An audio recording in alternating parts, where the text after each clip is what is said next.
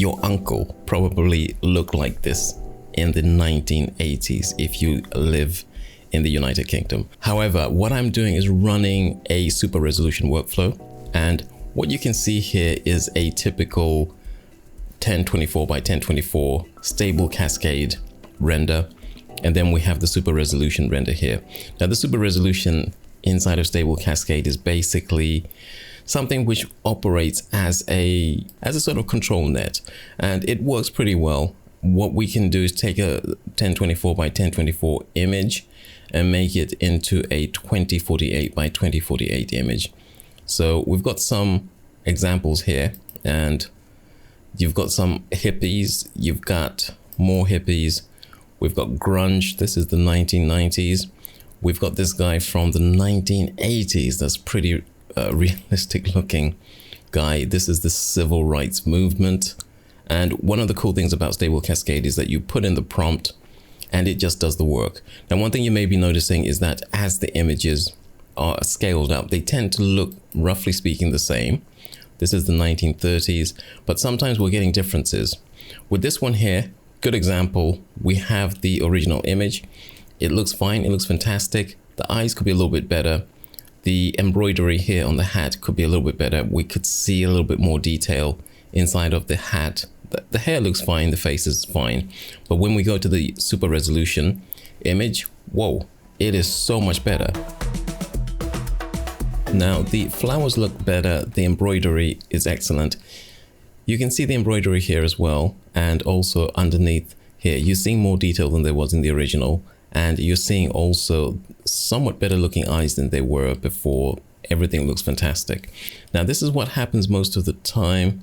And if we go back, we've got the 1950s. We've got the soldiers happening there. Something really awesome. Let me just bring this back in. Happening in the 1920s with this girl here. You can see it does a fantastic job. We're losing a little bit of contrast maybe, but it looks fantastic. With some of the images, we're getting things. This looks fantastic. There's more detail here, but it looks slightly off. It looks slightly less better. The aesthetics are a little bit less good than before. And here as well, we have a really cool image. This is from the future. This is one of our great-great-grandchildren conquering the universe. And this guy here, this is the enlarged one. It's not as good as the original. The image begins to break down. So you're getting that sort of 1 in 10. This one is definitely worse. The image is broken down with the upscale. Now all of these are using exactly the same settings, but you can see sometimes, and let me see if I can get one that's a good example. Really good prompt with Stable Cascade. Just put in the prompts and it will produce the image.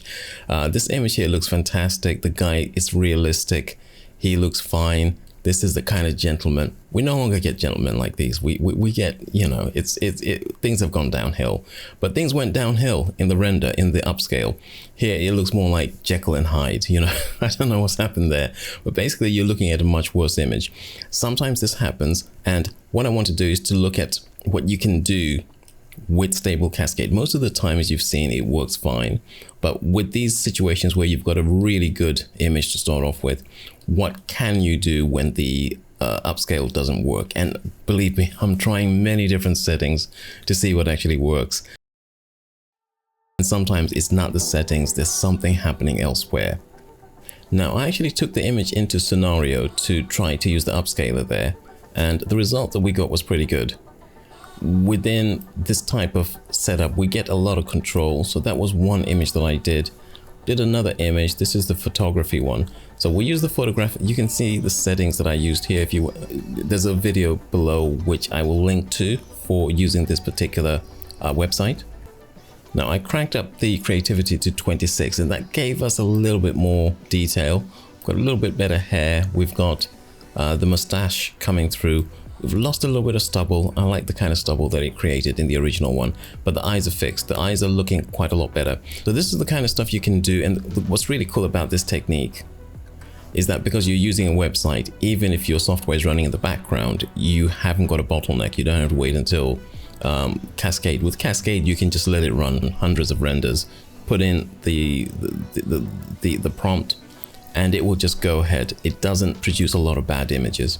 So with this one, you can kind of like let the hardware do the business on your computer and then bring this up to a website and then just improve it. This is actually, with Stable Cascade, we've got 2048 by 2048. With this one, I'm pretty sure it's 2560. So it's quite a lot larger, and it's exactly twice the size of the original image.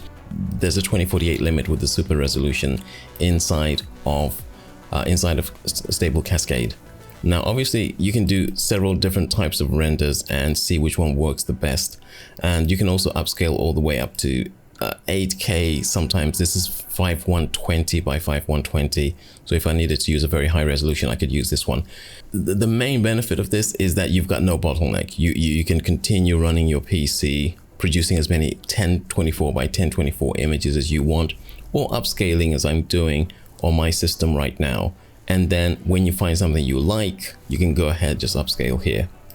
Now, most of the time, the upscaler produces inside of Stable Cascade, the upscaler produces excellent results. This is something from BC.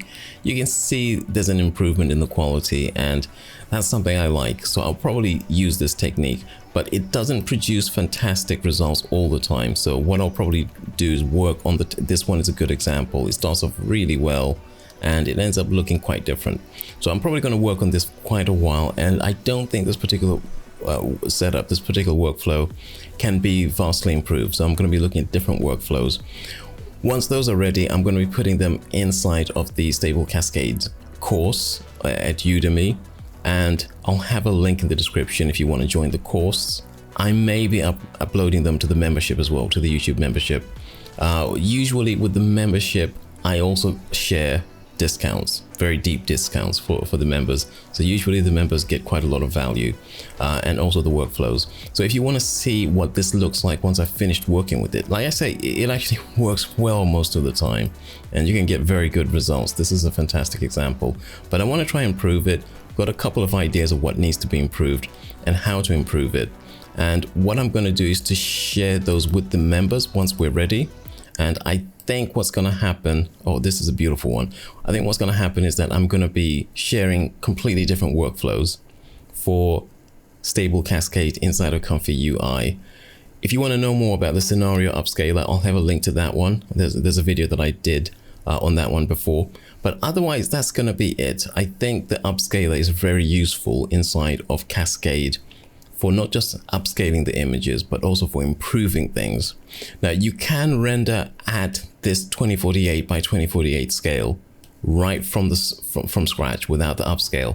But I think what's cool about the upscale is that sometimes the original image just looks so cool. You want to keep that one as well. And then the upscale just looks a little bit different, sometimes better, sometimes not so good. But there's a technique that I have which probably upscales perfectly almost all the time. But guys, that's going to be it. I'll have links to the different courses and the different websites. I'll see you in the next video.